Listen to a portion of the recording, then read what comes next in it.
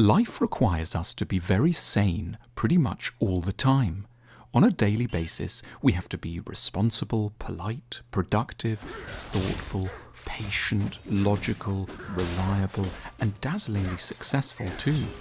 These obligations slowly crept up on us as we were growing up. Now, they are our constant realities. The problem is, no one can really keep going like this over a whole lifetime. The burdens are too great, our minds too delicate. Unfortunately, society doesn't give us much room to fall apart. It wants us at the desk 9 a.m. sharp every day with a PowerPoint ready to go, and the pressure doesn't let up till we're finally released to sleep past 11 at night.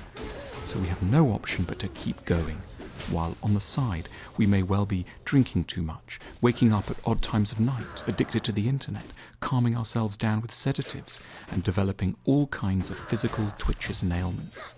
But in truth, no good life can or should go by without a few quite open incidents of complete breakdown. Moments when we pull up a white flag and declare ourselves simply unable to cope or fulfill any of our normal functions for a time. Rather than seeing this as an illness, this should be interpreted as evidence of normality and even health.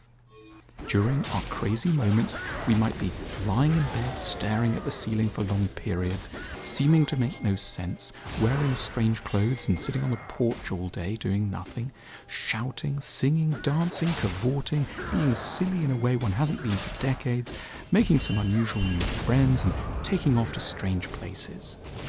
Naturally, such phases won't be easy for those around us, but we should collectively know how to tolerate these phases without panic, as just part of ordinary life. We allow our bodies to have moments of breakdown and rest. We should allow similar moments for our minds. In any case, the so-called sane world is pretty disturbed too, once one considers it frankly.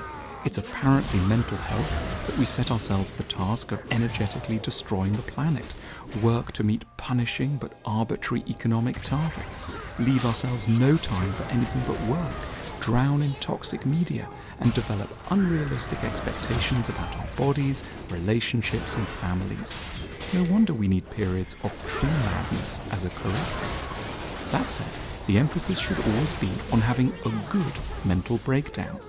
A good one is where we allow ourselves to reconnect with valuable truths that we've lost sight of, emotions and insights that ordinary life has prevented us from investigating, perhaps sexual exploration, creativity, heedlessness, contact with our bodies, empathy, ecstasy, or a new kind of self-knowledge. The idea is that we should return from the land of madness and plant in the fields of apparent sanity a lot of pretty valuable seeds that can bear fruit and sustain us in the periods ahead.